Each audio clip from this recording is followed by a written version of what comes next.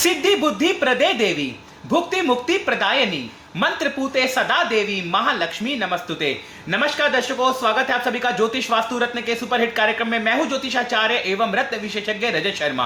आपने सुना होगा एक कहावत, कहा जाता है कि पैसे पेड़ पे नहीं लगते।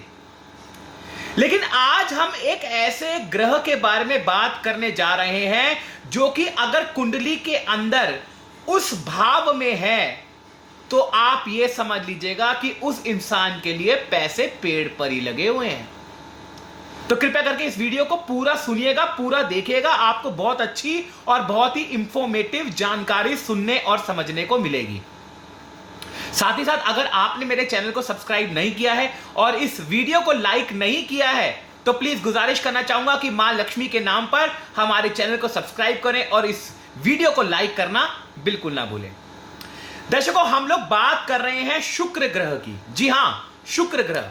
शुक्र होता है लग्जरी का कारक, शुक्र होता है धन का कारक, शुक्र होता है लक्ष्मी का कारक। बहुत सारे लोग हैं अपने जीवन के अंदर गाड़ी की इच्छा रखते हैं, बड़े मकान की इच्छा रखते हैं, लग्जरी लाइफ की इच्छा रखते हैं, लेकिन हर किसी की वो इच्छा पूरी नहीं हो पाती। किसकी हो पाती है? जिसकी कुंडली के अंदर शुक्र ताकतवर होता है। तो आज हम ये चर्चा करने जा रहे हैं कि शुक्र किस भाव में उन्नति देता है, शुक्र किस भाव में अचूक संपत्ति देता है। दर्शकों, अगर आप अपनी कुंडली देखते हैं तो अगर आपकी कुंडली के अंदर शुक्र ग्रह धन भाव के अंदर बैठा है, यानी कि दूसरे भाव के अंदर अगर आपकी कुंडली में शुक्र ग्रह बैठा हुआ है और शुक्र ग्रह की दशा आपकी कुंडली में चल रही है, तो यह दशा आपके जीवन के अंदर बहुत ही बड़ा धन योग बनाएगी। अगर आपकी कुंडली के अंदर शुक्र जो है वो दूसरे भाव के अंदर विराजमान है और गुरुदेव की दृष्टि वहां पर पड़ जाए, हा, ऐसे व्यक्ति के लिए तो पैसे पेड़ पर ही लगे होते हैं। ऐसा व्यक्ति धनवान होता है। ऐसे व्यक्ति के जीवन में अगर शुक्र की दशा आ जावे तो हर प्रकार से धनदायक योग बन जाता है। अगर शुक्र दूसरे भाव के अंदर बैठ जावे और गुरु की दृष्टि वहां पड़ जावे तो व्यक्ति के जीवन में तरक्की की प्राप्ति होती ही होती है। ऐसा व्यक्ति मिलियनियर बनता है। उसका जन्म फिर चाहे गरीब से गरीब परिवार में भी क्यों ना हुआ हो, लेकिन वो अपने परिश्रम के दम पे, अपनी बुद्धि के दम पे, अपने ज्ञान के दम पे धनवान बन जाता है। अगर आपकी कुंडली में शुक्र ग्रह 11वें भाव के अंदर बैठे हुए हैं, हा, क्या योग बनता है। अगर आपकी कुंडली के अंदर शुक्र देवता 11वें भाव में बुध ग्रह के साथ संबंध बना करके बैठे हुए हैं। बुध किसका कारक होता है? बुद्धि का कारक होता है। बुध किसका कारक होता है? नेटवर्किंग का कारक होता है। बुध किसका कारक होता है? व्यापारिक बुद्धि का कारक होता है। अगर शुक्र के साथ उसका संबंध बन जावे तो ऐसा व्यक्ति अपनी व्यापारिक बुद्धि के दम पे धनवान बन जाता है। ऐसे बहुत सारे आपने लोग देखे होंगे जो गरीब परिवार में जन्म हुआ है उनका, लेकिन वो अपने जीवन में अपने परिश्रम के और अपनी बुद्धि के दम पे, अपनी व्यापारिक बुद्धि के दम पे अरबोपति बन जाते हैं। तो ऐसे योग होते हैं ये वाले।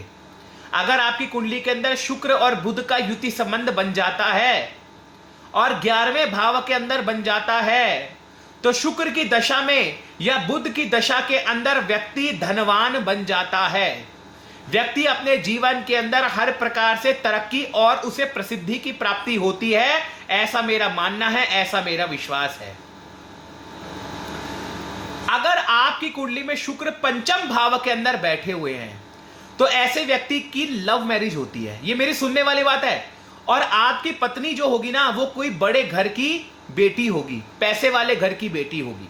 पंचम भाव में अगर शुक्र विराजमान है और गुरु की दृष्टि वहां पर पड़ जाती है तो यह एक ऐसा योग होता है जो व्यक्ति के जीवन के अंदर धनवान योग बनाता है शादी के बाद। ऐसे जातक शादी के बाद धनवान बनते हैं। ऐसे जातक के जीवन के अंदर मां लक्ष्मी का प्रबल योग बनता है विवाह के बाद।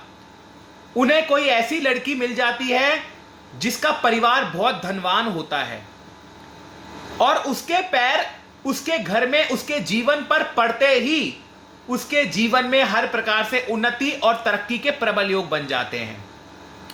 तो दर्शकों, मुझे उम्मीद है कि आपको ये जानकारी पसंद आई होगी। प्लीज लाइक और सब्सक्राइब का बटन जरूर दबाइए। अगर आप मुझसे पर्सनल अपॉइंटमेंट लेना चाहते हैं, देश के किसी कोने में रहते हैं, वर्ल्ड के किसी कंट्री में रहते हैं और घर बैठे टेलीफोन के माध्यम से पर्सनल अपॉइंटमेंट लेना चाहते हैं, तो नंबर्स जो है वो लगातार अवेलेबल है। नंबरों पे कॉल करके आप पर्सनल अपॉइंटमेंट बुक करा सकते हैं और लगातार मेरे साथ चर्चा कर सकते हैं, क्योंकि मैं तो ये मानता हूं कि बात करने से बात बनती है। हो सकता है कि मेरे द्वारा दी गई एक अच्छी एडवाइस आपके जीवन में बहुत बड़ा बदलाव लेकर आ जाए। तो आज के लिए इतना ही दर्शकों, बहुत बहुत धन्यवाद, बहुत बहुत शुक्रिया। जय श्री राम।